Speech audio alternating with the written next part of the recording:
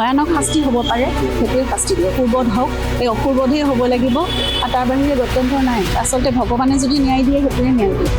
জুবিন হত্যাকাণ্ডৰ বাবে জগৰীয়া ছিংগাপুৰৰ 11 প্ৰৱাসী অসমীয়া।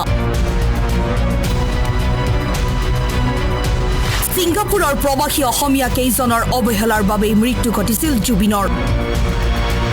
14-15 জন মানুহৰ সন্মুখত এজন মানুহ তেনেকে নাইকিয়া হৈ যাব পাৰে নেকি? সেইটো কোনে দিলেহেঁতেন? আপোনালোকে কওকচোন। আপোনালোকৰ সন্মুখত জুবিন গাৰ্গক কেতিয়াবা নোহোৱা হৈ যাবলৈ আপোনালোকে দিলেহেঁতেন নে?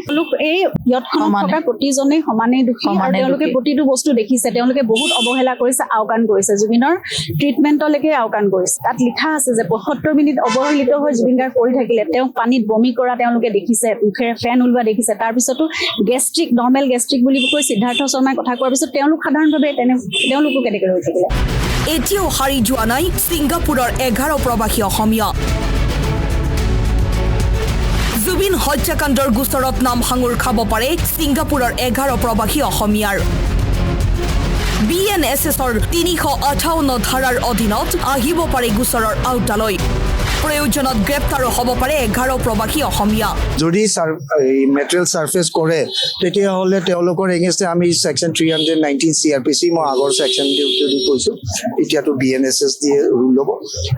সেই 319ত আমি নতুনকৈ আছামীবিলাককো ইয়াতে টানি আনিব পাৰিম। কাৰাগাৰৰ বন্ধ কোঠাতে থাকিলেও অনুশোচনা নাই 7 অভিযুক্তৰ। মই কেতিয়াও দেখা নাই। আজি ভিচিত দেখিছোঁ, যোৱাবাৰো মই একেটা কথাই কৈছিলোঁ আৰু এইবাৰতো দেখিছোঁ শ্যামকানু মহন্তইও যিহেতু বেইল পিটিশ্যন দিছে। গতিকে সকলোবোৰ দেখোন ঠিকেই আছে। তেওঁলোকৰ কোনো ধৰণৰ অনুশোচনা আৰু কোনো ধৰণৰ পৰিতপ্ত মোৰ মুখখনত একো দেখাই নাই আৰু তেওঁলোকৰ কোনো স্বাস্থ্যজনিত বেলেগ একো পাৰ্থক্য দেখা নাই। জুবিন গাৰ্গ হত্যাকাণ্ডৰ গোচৰৰ আজি 4টো শুনানি সম্পন্ন হয় কামৰূপ জিলা সত্ৰ ন্যায়াধীশ আদালতত। এই শুনানিৰ সময়ছোৱাত উপস্থিত থাকিল জুবিন গাৰ্গৰ পত্নী গৰিমা শইকীয়া গাৰ্গৰ লগতে জুবিনৰ ভগ্নী পামী বৰঠাকুৰ। শুনানিৰ পিছতেই সংবাদ মাধ্যমৰ আগত কৰিলে কেইবাটাও বিস্ফোৰক মন্তব্য। জুবিন গাৰ্গৰ মৃত্যুৰ দিনা ইয়তখনত থকা 11 গৰাকী প্ৰৱাসী অসমীয়াই কিয় তদন্তৰ আওতালৈ অহা নাই?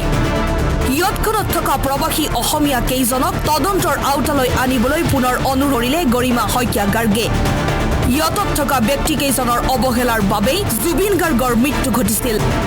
যিদৰে সিদ্ধাৰ্থ শ্যামকানুকে ধৰি 7 অভিযুক্ত জগৰীয়া, ঠিক তেনেদৰে ইয়তত থকা প্ৰৱাসী অসমীয়া কেইজনো জগৰীয়া। সেইবাবে গৰিমা শইকীয়া গাৰ্গে প্ৰৱাসী অসমীয়া কেইজনক তদন্তৰ আওতালৈ আনিবলৈ SITক কৰিছে আবেদন। তেওঁলোক অসমীয়া নহয় নেকি? তেওঁলোকক জুবিনক অকল মানে যিখিনি সময়ত ফূৰ্তি কৰিবলৈ লাগিছিল অকল এণ্টাৰটেইনমেণ্টৰ এটা শ্ব' হিচাপেহে জুবিনক লাগিছিল নেকি? তাৰপিছত কোনো দায়িত্ব নাছিল তেওঁলোকৰ? তেওঁলোকে নিজে আহি ক'ব নালাগিছিল তেওঁলোকৰ সেই ঘটনাত সেইদিনাখন কি ঘটিছিল?